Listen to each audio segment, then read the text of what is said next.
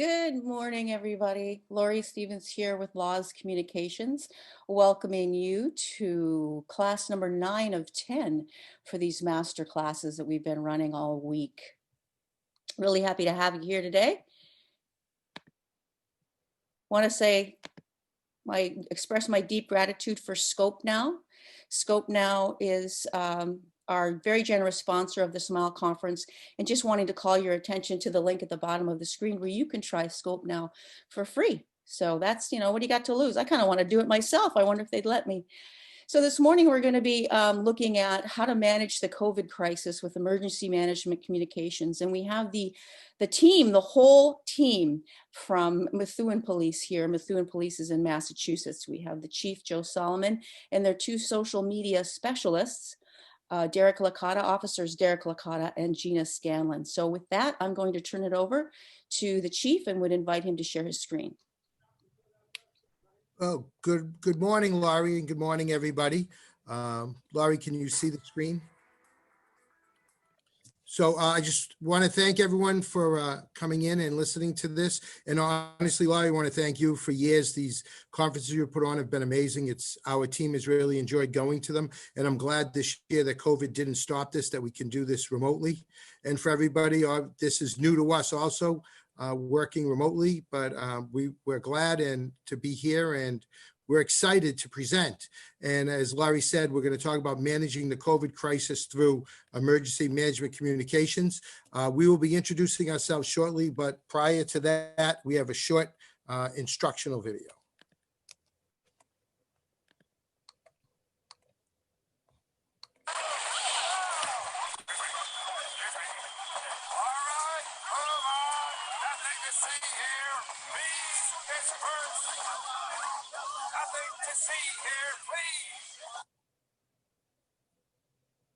Derek.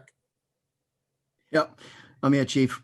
Good morning, everybody. We wanted to start off with kind of something a little light. Part of our presentation talks about emergency management.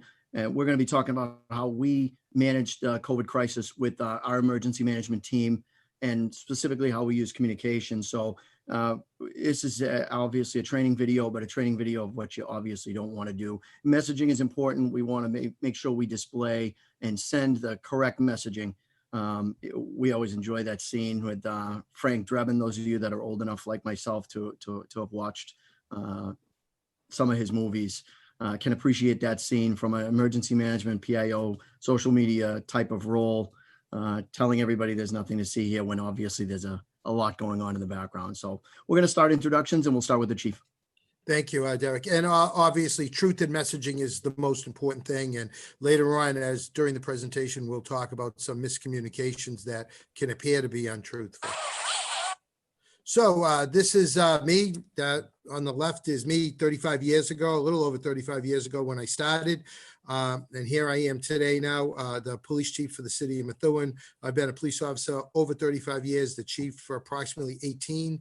And quite frankly, the social media buzz for us started in the mid to late 90s when we were one of the first departments in Massachusetts, maybe the only one to actually have a website, which we thought was cool with all the flashing lights and sirens. And then in 2010, we really moved the team forwards. And honestly, we are a team. If it wasn't for Derek and Gina, I don't think any of what we do would get done, including this presentation today. So one of the important messages for me to any leaders that are listening is there really has to be a team effort, and we have to listen to our people. I eat, drink, and sleep social media since 2010. It's constant. I have 2 separate phones, my laptops. So we truly believe not only in how we began sending messaging out, but we truly believe, and I believe in my core, which is I think what's helped us do this, is that you have to have the 2-way messaging. And as Derek and Gina will talk about later on, and myself, sometimes we put a message out, it just isn't right, and you have to own that. Well, good morning, everybody. Thank you for joining us. My name is Derek Licata. I've been a police officer here in the department starting my 28th year. As a full-time officer. In my time here, I've done all roles of patrol. I've worked all the shifts. I was an FTO, field training officer. I was a school service officer. And I kind of started to join the social media team around 2014. The department put some solicitations out for officers who were interested in engaging with Twitter. Signed up a Twitter account, took a little bit of training, actually took Lori's trainings, and joined the team kind of full-time in my role now, where I transition from patrol officer to the training coordinator. So my job as training is responsible for documenting, setting up training for the department, and as well as a social media specialist for the department. So I've been in my training role since November of 2015. 2015, I came over, and since then, I've had the pleasure and the luxury of being able to attend a number of trainings on social media best practices. I was able to attend the FBI's media relations classes, both their basic class and their master PIO class, and really enjoy utilizing social media. And it's been a kind of a pleasure to watch the medium grow and watch our department grow from where we started to where we are today. So in addition to those roles, also I'm an officer on the with our department's honor guard, and I'm a legal instructor as well as a firearms instructor for the department. Hi, everybody. I'm Officer Gina Scanlon. I've been with the Methuen Police Department for about 15 years now. Currently assigned to Support Services Bureau. Officer Licata and I share an office. We work very well together, not only wearing a social media hat, but also wearing many other administrative hats as well. I am very active in social media in my personal life, as well as here with the PD. I have been on the social media team for about 7 or 8 years now, really enjoying the changes and seeing how social media is progressing. As a team, we all work very well together. Derek and I work off of our strengths and weaknesses. We help each other out, and with the chief as our leader, we know we're always on top of things. So I look forward to presenting with you guys today, and hopefully you learn something from us. Thank you. So I'll start off the slides. Lori, can we ask like a raise a hand question type of thing? Yes, go ahead. Okay, perfect. So just a show of hands, how many of you watching are part of your emergency management team for your agency? So it's roughly 50% because one of the gentlemen on here is not with an agency. So looking at the rest of them, it's right at half. Okay, great. So we like to see that. So we like to see some people kind of have an idea of some of the challenges we'll be talking about today, some of the different aspects of being part of an emergency management team entail. So our emergency management team is a combined force. Chief Solomon is our emergency management director. On the team as well is our mayor, all department heads throughout the city. We have an emergency operations center, which is located here at the PD, which I'm actually sitting in right now. As part of the COVID crisis and things that we brought into our emergency operations center, we used numerous laptops throughout the room. It's a pretty spacious room, pretty long, so we were able to separate everybody using good social distancing practices. Chief was very on top of making sure that everybody was safe, that we were all staying healthy. We each had, a laptop with a separate monitor set up. He got us all separate keyboards and mice so that nobody was sharing equipment, again, to keep everybody safe and socially distanced. We also have wireless internet here in the PD. I know some other agencies aren't there yet. It took us a while to get there, but we are there. We also utilize cellular hotspots so that we could literally be working in the EOC remotely if we absolutely had to. Next slide. So our emergency operations center, what we do is, because Gina and I handle social media for the department, and we're going to talk a little bit before about how emergency management used to be run with the department versus how it's run today. What we have, because the chief is emergency management director, we have kind of like a setup that we have ready to go. And I'm going to talk a little bit about our setup, and I'm going to talk a little bit about what we use and how we communicate to our citizens during a crisis, especially during this COVID crisis.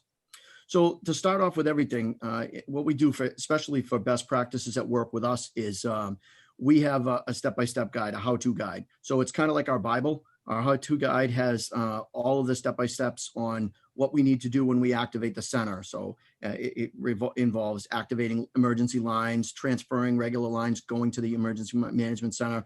We have all emergency contacts for all our department heads, as well as all the local surrounding agencies, as well as our utility agencies. So we have National Grid in there, who's our electric provider.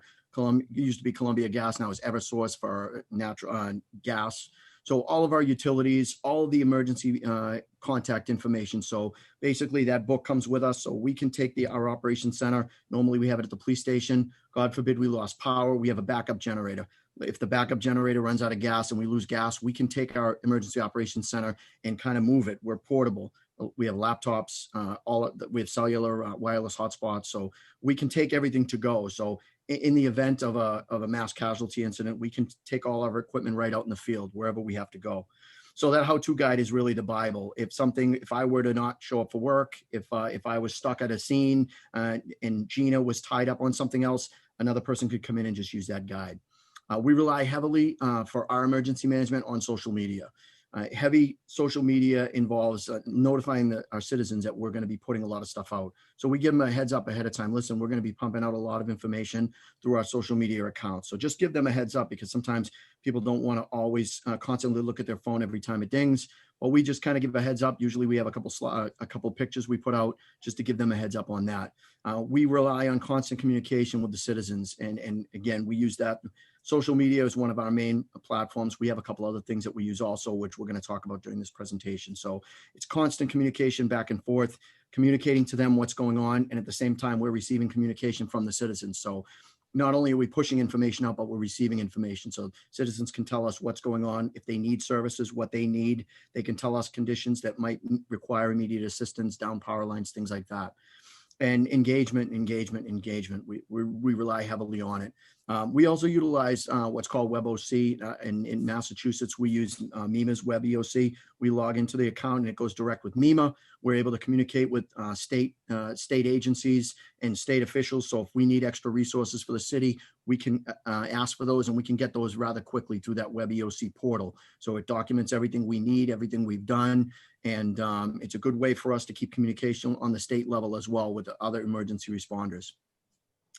In the past, again, primarily Facebook, Instagram, and Twitter were our main things that we kind of used. And right now, our accounts, we're over 20,000 followers for Facebook. That's our largest piece of the puzzle.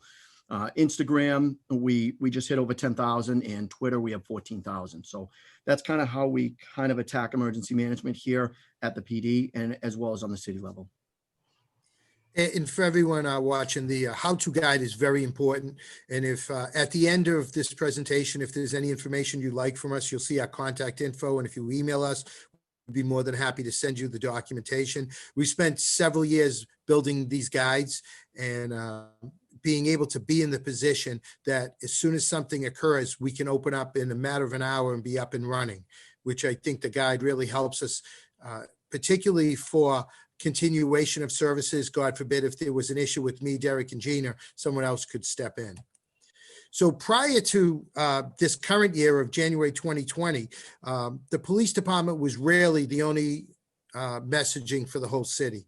It was always unified messaging, because not only was the police department the messenger in social media for the PD, it was also for the city. It acted as the public information officer, and because I had the ability to be the emergency operating center and the emergency manager for the city, we were the only ones who sent the message out. We're very used to, during my career up until 9 months ago, being the person who spoke for the city.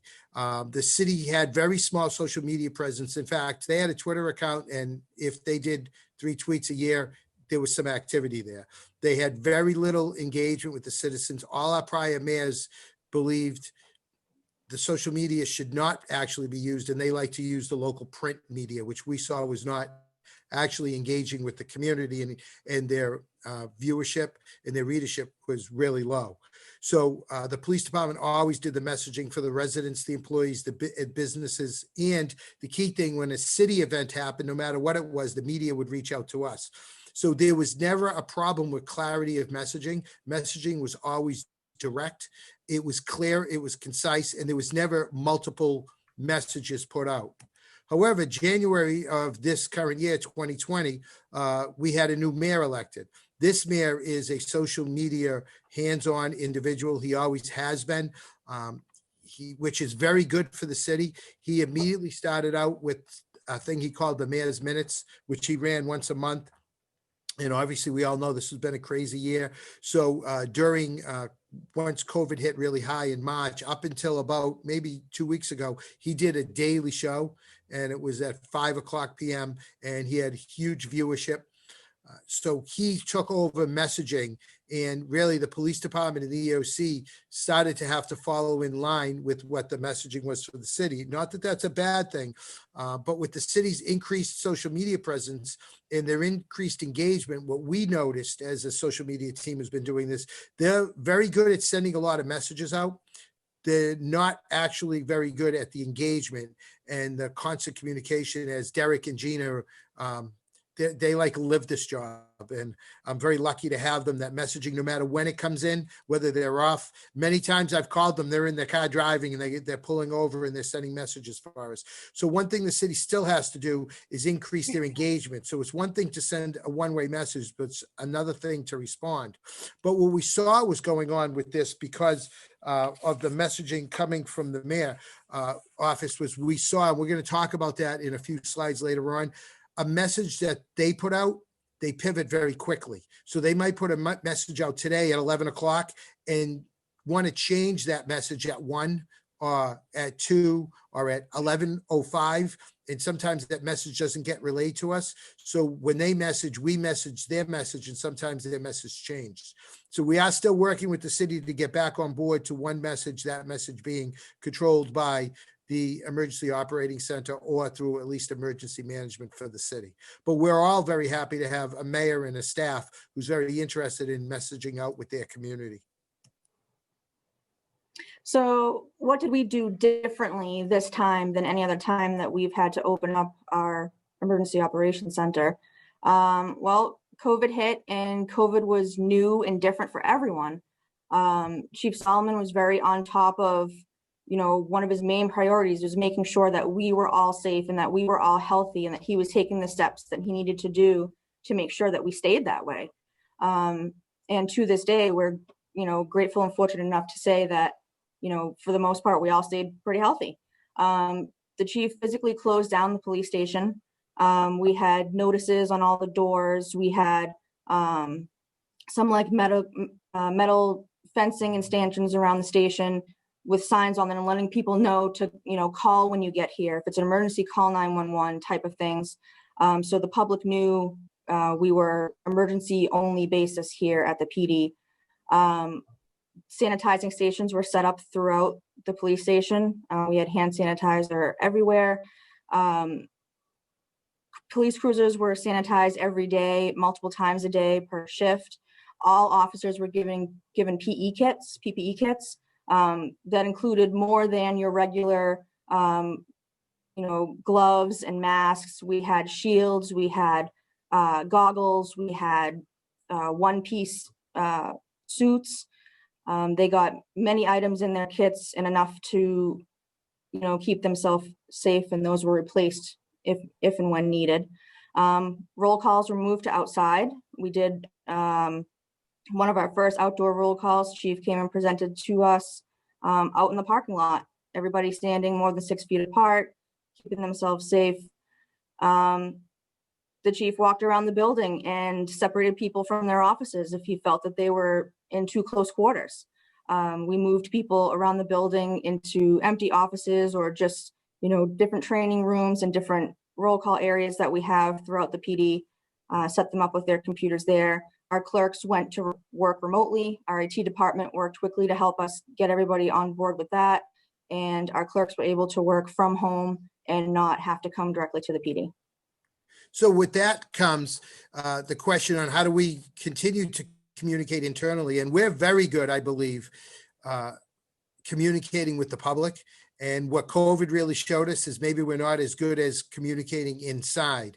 And as you saw with this slide here, we closed down the PD, we separated the offices from each other, roll calls had to move outside, clerks were removed from working. So therefore, how did we get the communications internally to continue to be able to get the message? We could no longer walk office to office and sit with somebody. We did the initial walkthrough to separate everybody. So what we had to do is, one, we had to redeploy personnel, and we had to communicate that. And the way we were able to communicate that was by meeting with the unions and getting the union buy-in. And you wouldn't think this was a traditional EOC function, but because not only do we need to transfer messages externally, we have to transfer them internally. And as we all know, and I know from my 35 years, cops hate the way it is today, but they hate even more change. So we were stuck in that middle. So what we ended up doing is, and again, we did this remotely. So these were all done through Zoom. And again, just trying to learn a new technology at the time added another layer of frustration to us. But we did all our union meetings with our union, brought all the different e-boards, executive boards together from each union, and we worked through Zoom, and we authorized the unions to give input, design the shift, and pick the manpower. Then we, of course, gave an approval and tweaked it to make sure it worked. Then we communicated that information. I think this was the big part of that. We communicated back out to our offices that we did this through the messaging with the union. And one thing we found out was, as we were messaging our people, our union executive boards were not messaging their people. So, you know, every once in a while you find where there's a breakdown in communication. So we went to weekly emails to all personnel. And normally you get an email from the chief, it's an, oh God moment. What did somebody do? Let's fix this. And unfortunately, that's usually the messages you get from the top. These were all good messages. Every week it was an update as to what we did this week, what we're projecting for next week, who's sick, not names, but personnel numbers, what's our exposure, and asking for suggestions. And the other thing that we built into every internal communications was our employee assistance program. And we got that message to every officer that the amount of stress that we've all seen this year with the protests, with the COVID, with officers' fear for the safety of their families, it's really, I've noticed it impact us dramatically. We had a lot of officers avail themselves to EAP. But again, it's interweaving this in all the internal messages. We continue to have daily scheduled meetings with City Hall. And as I talked about earlier, how things can pivot quickly, we can have a meeting on a Monday morning Zoom, and on Tuesday morning, the direction of the city might be changing, which then directs us, and we have to recommunicate with all our offices. And then as we're very big here on guides, as you saw, we talked about the EOC guide. We created the COVID-19 guide, but again, it's a living document, just like any policy and procedure. And I'm sure Derek and Gina have pulled their hair out time and time again. Derek, not so much, most of it's gone, but where we would make a change to the document at 4 o'clock, and I'd be calling them at 7 p.m. based on something that's just occurred, updating the COVID document and resubmitting it to everybody. And that internal documentation that we share not only through email, but through a digital platform called Digital Headquarters, which is basically a SharePoint, but it allows officers to get the messages on their phones, read them, and sign off on them. So we had to ratchet up our internal communications to make sure that we were staying in line and getting that feedback. And truly, it is truly a team effort. And had we not all been working on this, I don't think we could have covered all these hours. And never in my life did I think I would be doing a roll call out in the street, out in the parking lot behind the PD, where now we've been able to change over our garage, and we're able to hold our garages, our roll calls in our garage. But still, communication is not as easy as it used to be. You can't just walk down to roll call at any moment. Everything has to be planned by distancing. So communication has been extremely important internally. And I have to say, in my 35 years, I think we've done the best internal communications we've ever done, which I'm proud of, because we've been very good externally, but I think over time, we weren't that good internally. So what do we do differently this time versus the other major incidents that we've had? And we've had a ton of major incidents. And luckily, being part of the EOC, Gina and I and the social media team, we've been able to prepare for this. So we've always had a recipe that worked really well, especially with me and Gina. We build off each other's strengths and weaknesses. But we knew that this was a different event. We knew that this is much larger than what even though we've had some pretty significant ones, we knew this was going to be a long-term thing. So we thought about, what type of things we did differently. And we definitely did some things differently. So the first thing we did differently, and we've started to incorporate this over the last year, is we use a service that the city purchased called Rave Alert. And Rave Alert is integrated kind of with our 911 system, with another software platform we have that we're going to talk about called Smart 911. So Rave Alert is an alert system that people can sign up for. And we're able to send out messaging to anyone that opts in, as well as anyone that has a landline within the city limits. So Rave Alerts worked really well for us, being able to specifically target certain areas. For example, I know we've utilized it during the COVID crisis. We were using it a lot, especially with messaging, closing City Hall, department hours, things like that, and any other type of emergencies. In the past, we've utilized it for some other stuff, which I'm going to talk about in a minute.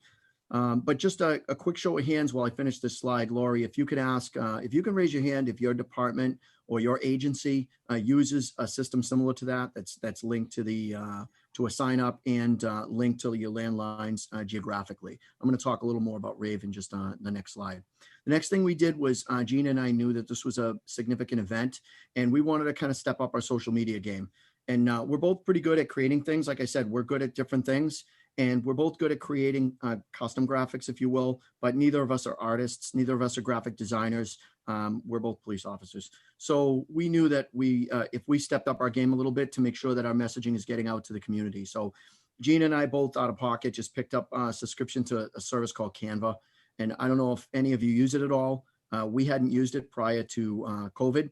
But we utilized it and it worked out really well. We got a bunch of slides to show you on that, so I'm not going to talk anymore about that. And finally, our increased social media presence. Anytime we activate the EOC, we always step it up. But for the COVID crisis, we kind of had to, put our presence on steroids, if you will. So we really stepped up and increased our presence on social media.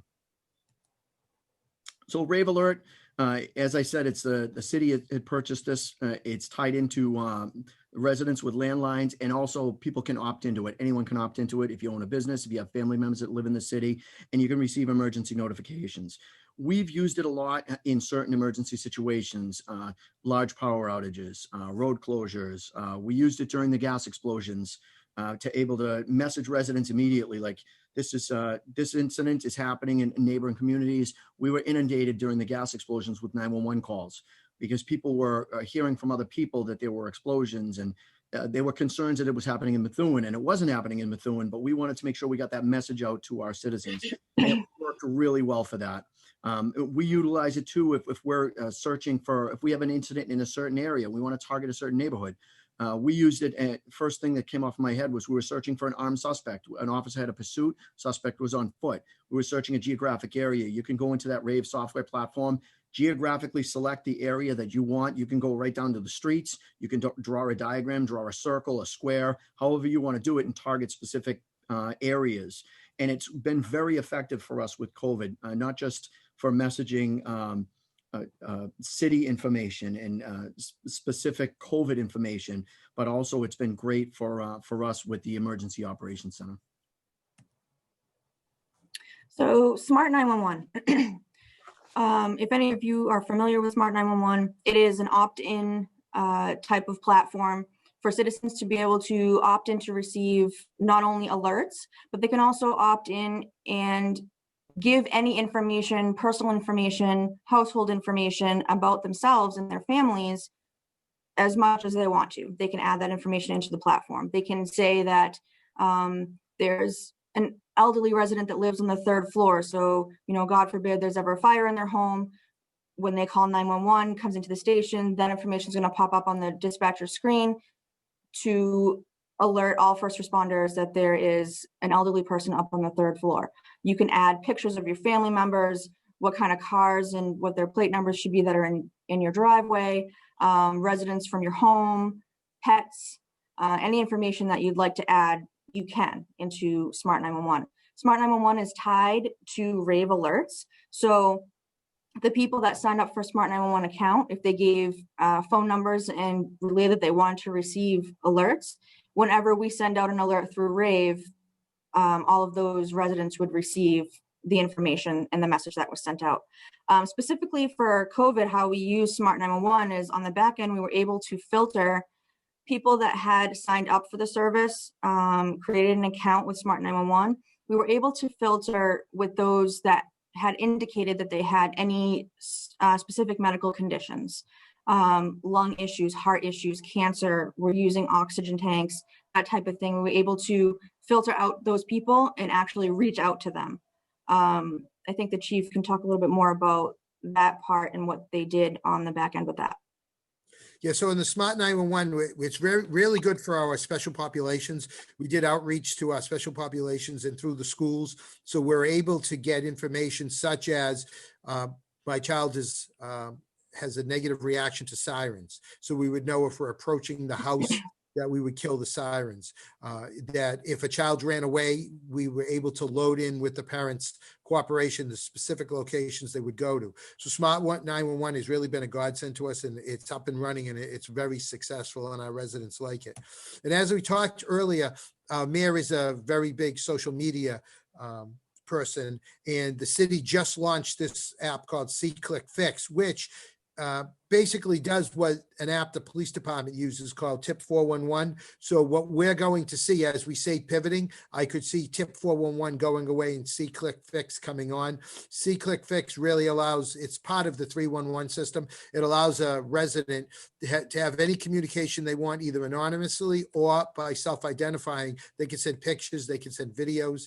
They're able to, what we've launched this for recently, it was launched about a month ago. Solely right now, you can only use it for COVID. So we're receiving constant communications 24/7 on people not wearing masks, large parties, restaurants, takeout facilities that aren't complying. So right now, large gatherings at basketball courts or football fields. So the city has brought on 2 COVID inspectors to really just respond to the See Click Fix. But this is just another one of those adaptations you have to have. So this will become part of the EOC portfolio at the request of the city. So the next 5 or 6 slides, we're just going to give you guys a great example of how well we thought Canva worked for us. This slide here, these are some of the infographics that I created using Canva. I've never used infographics before. As I said, I'm a cop. I'm not a graphics designer, and it was so easy. They have a bunch of these in their system. We use the paid service, so I think you need to use the paid service to get these. We can customize it. You change the colors, you can change the graphics, the symbols, and I created both of these. It's another way. It was a good way for us anyways to be able to kind of show a different way or get a message out to a different way. We initially, when this came out, it was kind of a little bit of, I don't want to say repeat messaging, but everybody was saying the same thing. So we tried to figure out creative different ways that we could share the information. So, we were using the term for a while, how to crush coronavirus, hashtag crush coronavirus. And we would put that on all our posts. And for like a week, we did the infographic first, and then you could see in the middle, every day I would kind of create a different graphic to put on social media with the same type of theming. So we got a week out of that one particular picture, just kind of spreading it out week to week. And the other one, again, on the side, just a different way of being able to say the same thing, because after a while, you can only say, you should wear a mask. You can only say you should stay home so many different ways. So it was a great way for us to be able to use new ways of creating graphics like infographics. To build off of what Officer Licata has mentioned, I really enjoyed Canva. I thought it was very versatile. You could use it just as easy on a mobile device as you could on a desktop or a laptop.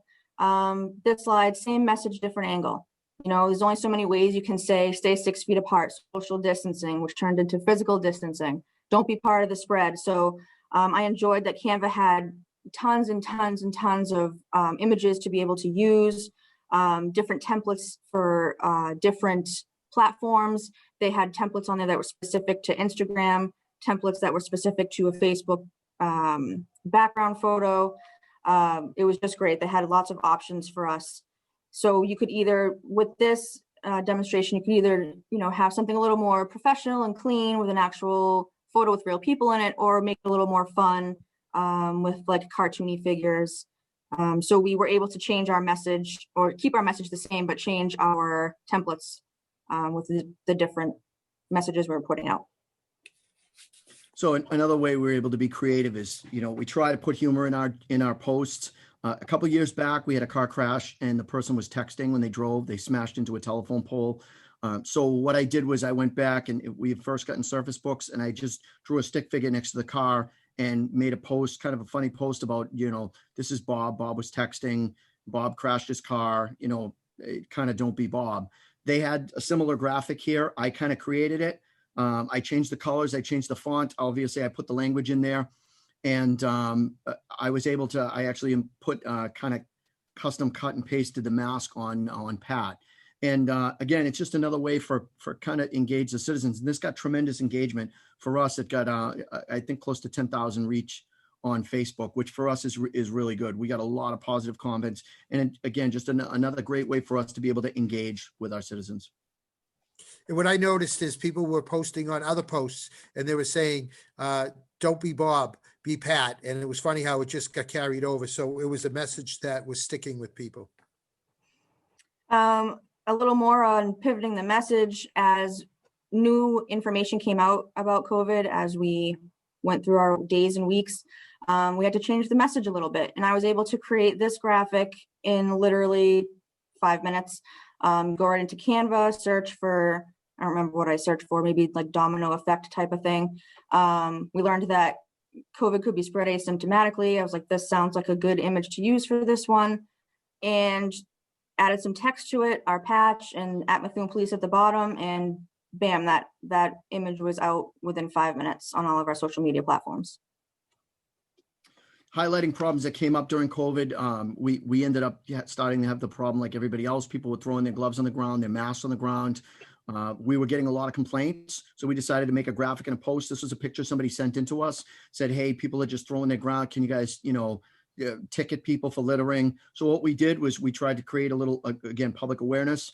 We took that picture and said, hey, listen, we're having this problem. Please make sure you're throwing your gloves in the trash. Make sure you're taking your mask and throw them in the trash.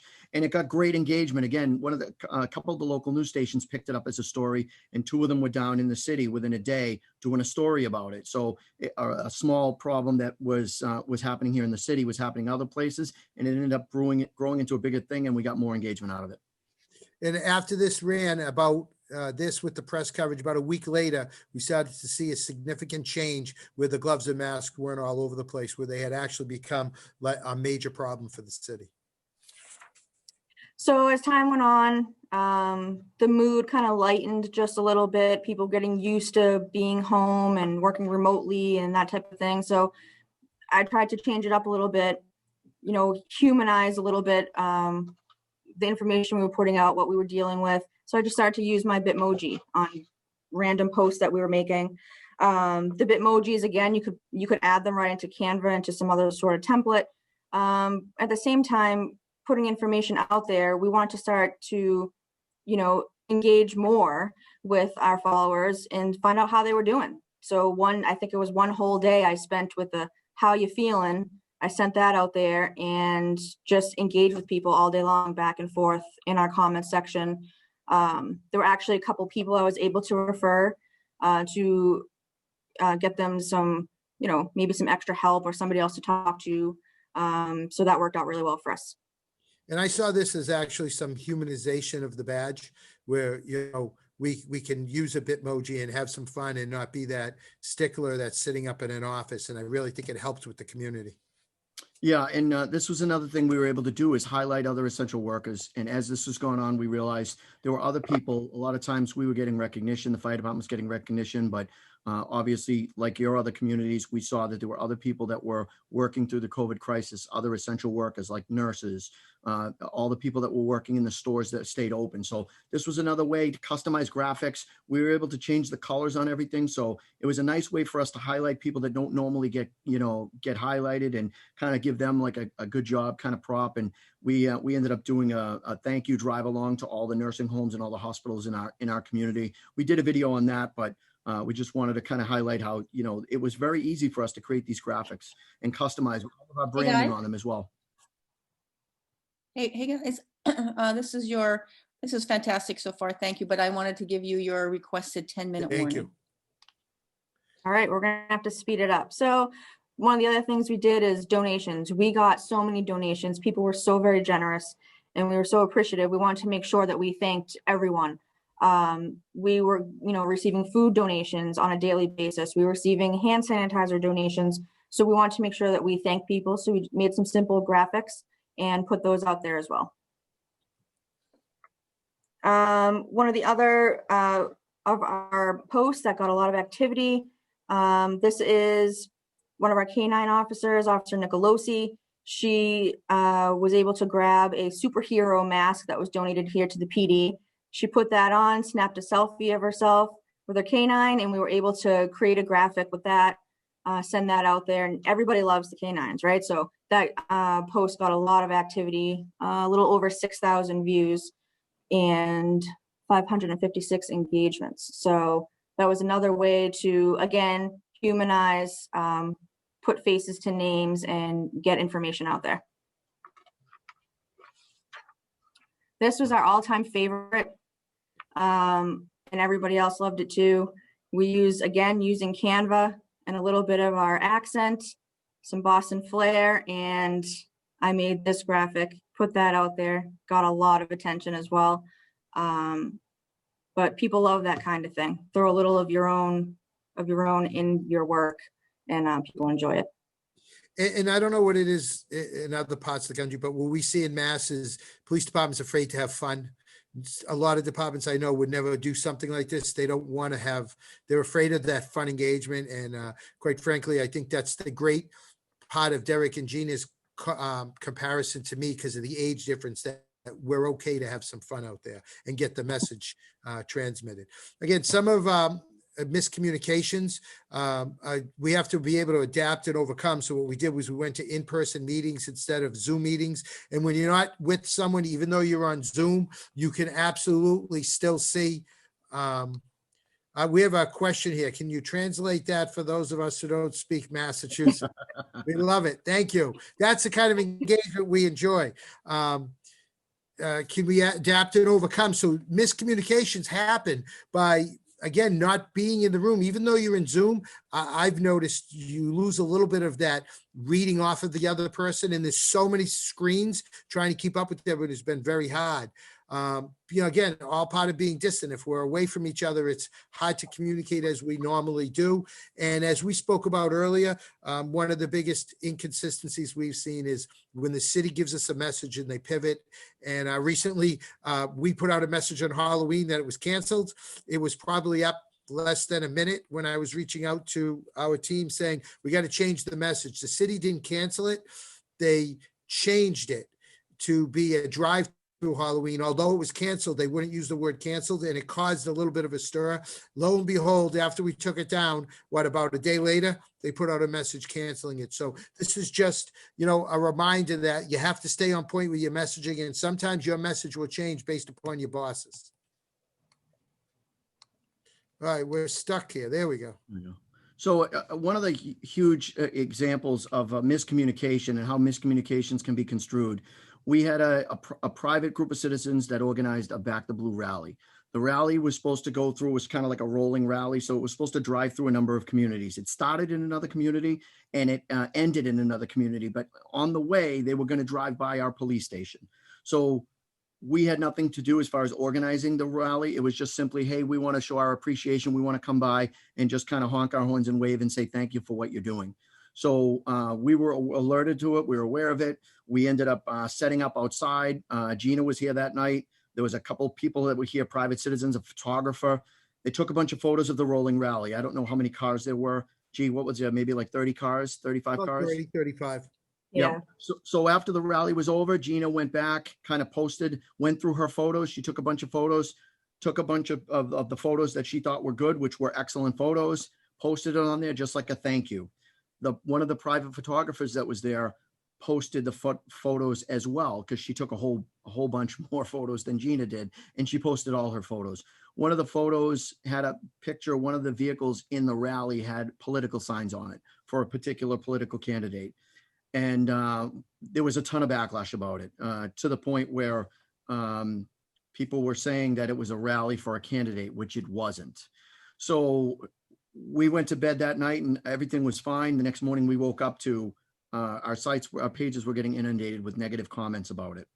So the chief actually, we drafted a response. We actually consulted with some people. We actually consulted with Eric, who presented on Monday, and we came up with a response. And then once the response was set up and we had it together, we sent it up for approval, and it ended up getting kind of changed a little bit.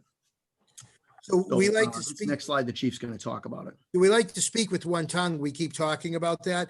The message that Derek had drafted, we went to Eric Atstepanis, who also presented, but he's also the general counsel for the Mass Chiefs. And when that message got up there, it got completely changed. And one of the things that the legal advisors inserted is the Methuen Police Department does not avow itself to the misguided doctrine of all lives matter, and we denounce the statement build the wall, as it is a clear attack on immigrant families. And although Methuen's a middle-class community, it's very democratic, that in and of itself caused us significant over the weeks. Oh, there's Eric. You're welcome, Eric. He said, thanks for the shout out. It caused a significant amount of aggravation, stress, trying to straighten the message out. And the interesting part was the message was right. We knew the message was right. Derek had the message right. Eric gave some tweaks to it. I agreed with the message. But again, this all happened in the midst of a Black Lives Matter rally on June 20th, a Back to Blue rally on June 28th, and then we'll see in the next slide on June 30th, one of our officers use of force, and this all got combined together and caused a nightmare for us in public relations. Tonight here at 6 o'clock, Methuen police are taking a new look at this encounter. It shows a Lawrence man pulled over by an officer with his gun drawn. Now, the traffic stop happened in March, but the video just appeared online. Good evening to you. I'm David. So what ended up happening when you put all those together with the message that we had put out, that was not what we had actually wanted.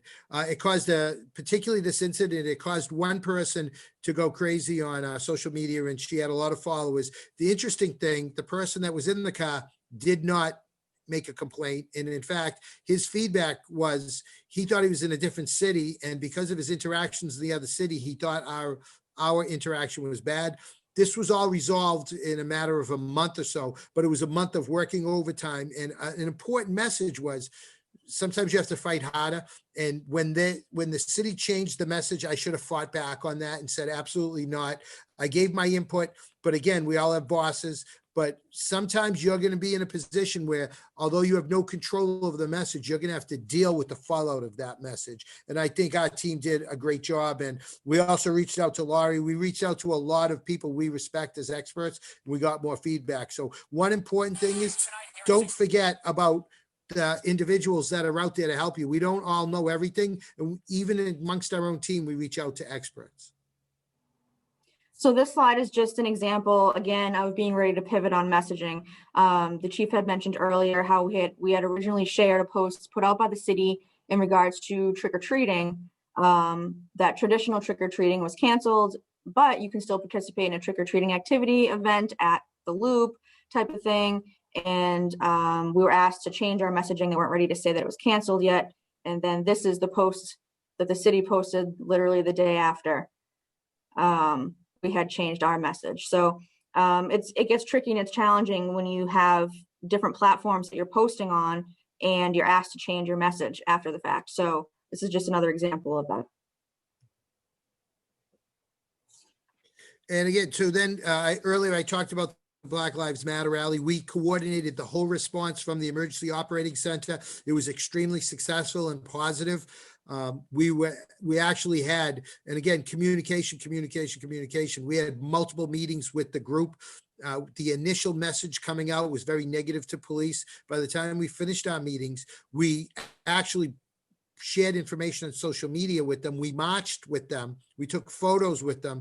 At the end of the rally, the organizer of the protest, actually thanked us for our cooperation and our support. And I think that credit goes to being able to coordinate the message and have those meetings. And again, crisis communications is extremely important to have it in prior to the crisis to prevent the crisis. So again, this one, I think we're all going to jump in on this. And so we've seen a year of protests, rallies, COVID. But our department itself lost 23% of its budget. We lost a significant amount of officers off the street. I lost a third of my superior officers. So all that, as well as everything else that was going on, caused some major changes in our PD. But one thing that did stay consistent was the team and the team of communications. And you could imagine how hard it is when a city cuts your budget by 23%. Let's go 10 officers, patrolmen, and then let's go 6 of your superiors. And I'm saying I need to keep my team in place for messaging. That's a hard fight to fight, but for anybody out there, it's very valuable and it's worth it. Because if we did not have this team here, the team was not flexible. It was not capable of communicating in the way. The differences between myself, Derek, and Gina, we all bring something to the table, but I think we bring difference, which is more important. I always say you learn more from your failures than from your successes, which is just a repeat of what other people have told me. But we learned so much from the 3 of us. And again, today, we're sitting around, we're throwing things at each other, and we come around somewhere with a message that fits all of us. And I think that's so important for you, that if you don't have a team, you need to reach out to other people. We're always available to help you and to give you messaging. Would you guys want to talk on the creativity? Gina, you want to take that and I'll take the last bullet point? Sure, yeah. You guys saw a lot of examples of how we were creative with messaging using different methods. We strictly used Canva this time. It worked for us. It was something different. It was very creative. There are lots of platforms out there. You can check them out. Lots of stuff available on mobile devices as well. I tend to use mobile device to create all of my graphics. Derek likes to use his computer and have, the bigger screen in front of him. Like I said, we work off of each other's strengths and differences, but being creative with the messaging is key. It keeps people engaged, and that's helps to share the message. Thank you. Definitely. And I'd like to use Derek and Gina to create all of them for me.